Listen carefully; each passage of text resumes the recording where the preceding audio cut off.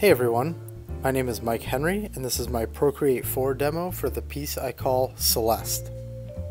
So Celeste is an original character created by Morghan Gill, aka T Tiger Cafe, which you can see right here.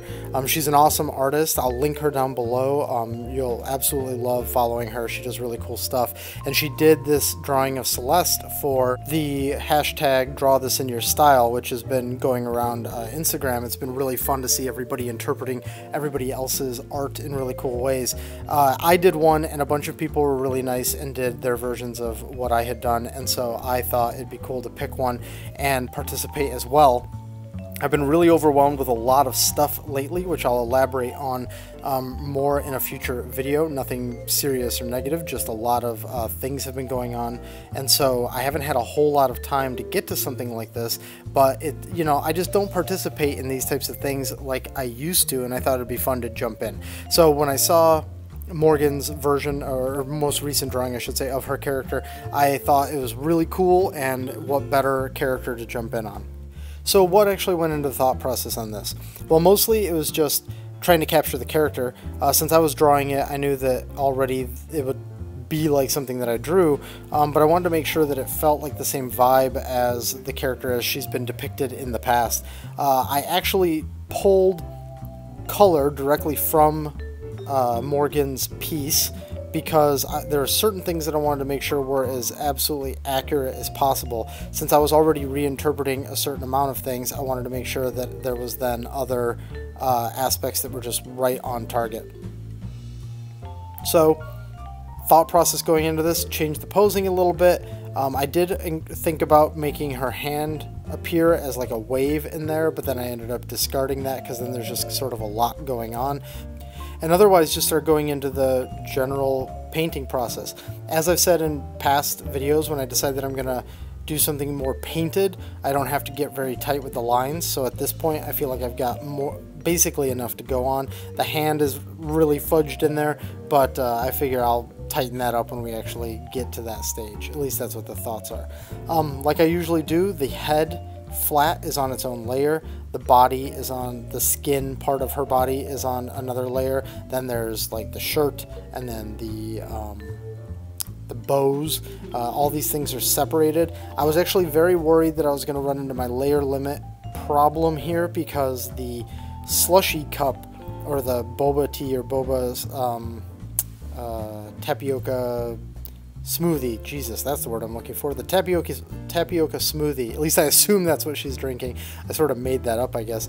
Since there's so many transparencies there, I knew that I wanted to keep things really separate and really construct that thing. But that ends up meaning that cup and the slushy and the whatever that's in it, God, I have no idea apparently what's in it, that all of that was going to have to be way more layers, and it's a fairly small item in the whole thing. Something like her hair, which takes up a majority of the page, is way less layers. Same thing with her skin, actually. So in order to capture some of the look of her skin that Morgan had in the original, I thought that it'd be best to do it with a series of shadow layers instead of doing color picking. So you'll see here that I'm trying to tighten up her eyelashes, but when we get to the skin, this character Celeste has like a gradient sort of running through her. She's like more of a dark blue purple towards the bottom, and her face sort of radiates this more turquoise color. And so I thought that instead of doing something where I'm rendering the blue out a lot and then later applying a color to the whole thing, that I would sort of reverse it. So her body and her face are all flatted, and then they have a gradient applied on top of those, which then on top of all of that is essentially a shadow layer. Her hair is also made up of a couple of layers at this point. There's the main mass of it, which is all behind her, and then the strands that are in the front, which you can see there as I'm turning things on and off. You can sort of see how all of that goes. You can also see here that I'm using a lot of ellipses and straight lines, and I'm trying to build this cup vertically so that I can make sure that that's all accurate. Then I take all those layers together and I position them where I want her to be holding the actual cup. And then here we're just doing the finger details. You can see her main hand is going to exist behind the cup in the layers, and then her fingers are in front of the cup so that I can try and capture all that transparency that's in there.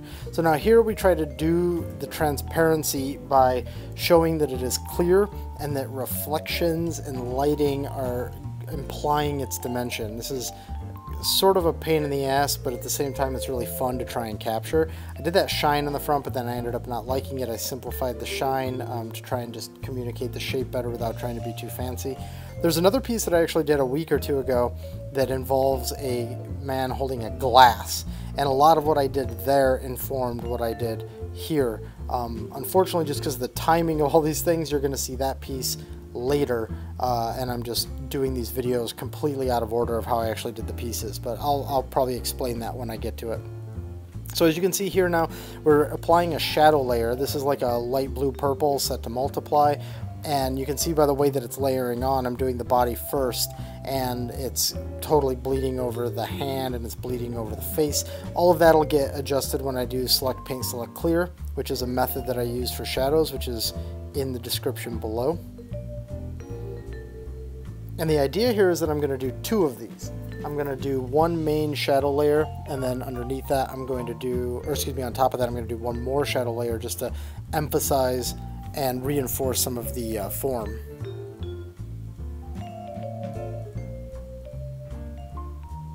One part of stylization that's always really interesting is what you decide to keep and what you decide to discard from reality. And a couple of things that I'm sort of like always keeping from reality is I always do sort of like, I guess you could say like overly detailed ears, and I always put like the fingernails and stuff. So I actually pulled back a little bit on here because I don't really know what Celeste is sort of like made of, and she seems like some sort of an ethereal being of some sort.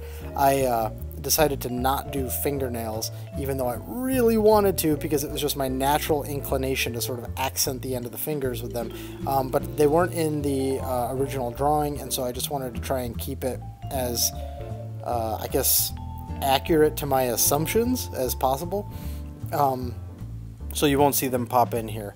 But so now we're at the stage where there's two layers of shadows, and now as a slightly yellow overlay layer, which then has its opacity reduced in order to soften it a great deal, we're doing a highlight layer.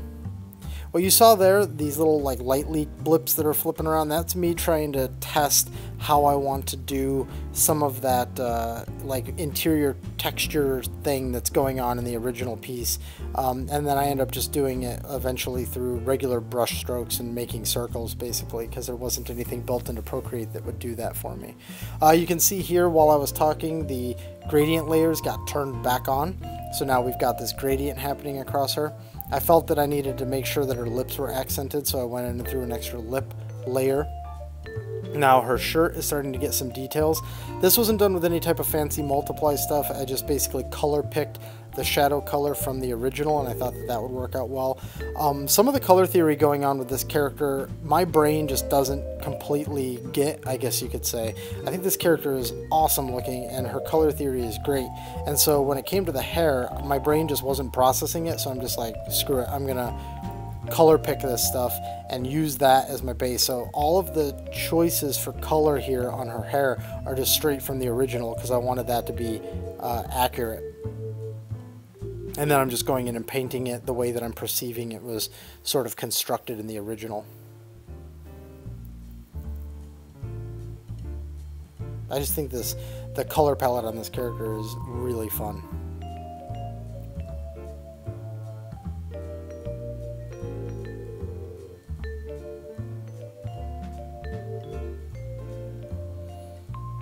Now, around this point, I'm starting to get into some layer issues. Not that I'm hitting the limit, but that the organization is a little out of control. So I did move some stuff around, but that's all behind the scenes to get it all where I needed it to be. You can see I added some of the tapioca balls in there.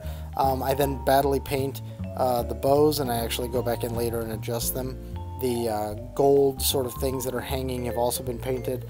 And you can see that I'm sort of nailing all of these individual things because I'm sort of a bit in a, I I guess, a simplify mode. So I'm going in and trying to bring things together and get the bigger shapes done. And then it's like, okay, now I'll go in and add all the little details. So we get the little stripe detailing on her top, and then the little things that hang down that connect the gold gets added in. Here's where I'm adding in that sort of like interior stuff that she has, and I just have these set to overlay with their opacities reduced. I did a white pass and a black pass just to get some darks and some light versions of those in there. Adding in a rim light on her face. She's also got the warm rim light down below, which is just me trying to match the vibe of the original one. And then we throw in that straw.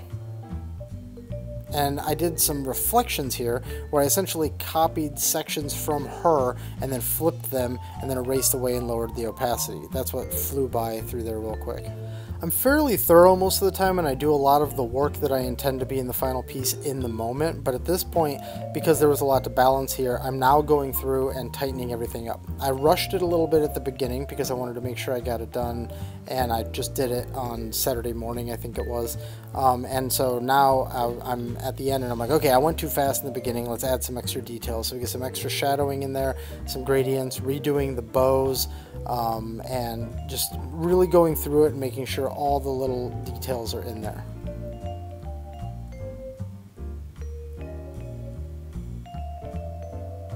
The only thing that I can really say that was special about this and the way that I did it compared to other things you may have seen me do is that I went really fast in the beginning and then slowed down to take my time and really start adding in all the little details at the end. Otherwise, this was a fairly straightforward painting for me, like what I would normally do in most things. So there's the final piece. I hope you like it. More importantly, I hope that Morghan Gill, if you're out there checking this out, I hope you liked it. It was really fun to do, and yeah, thanks for offering the character up for people to work on. Also, thanks for watching. If you enjoyed this, please consider liking and subscribing. And if you're looking for me on the internet, these are the places where you can find me.